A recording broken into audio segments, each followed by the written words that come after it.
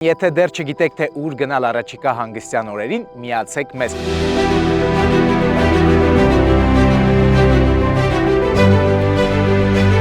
Դիմաց լեռն իր բարձրությամբ կանչում է խոսել ինքդ քեզ հետ։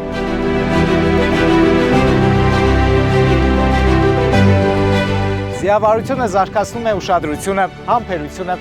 ինքնավստահությունը, լավ է ազդում նյարդերի վրա։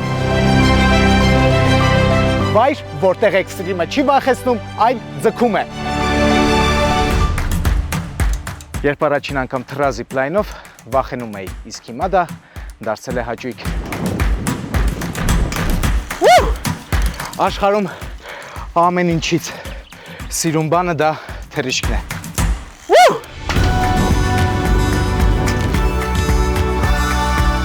Հեքիաթային աշխարհում եմ արթնացել։ Ուր գնալ, երկուշաբթի օրը 20:45-ին։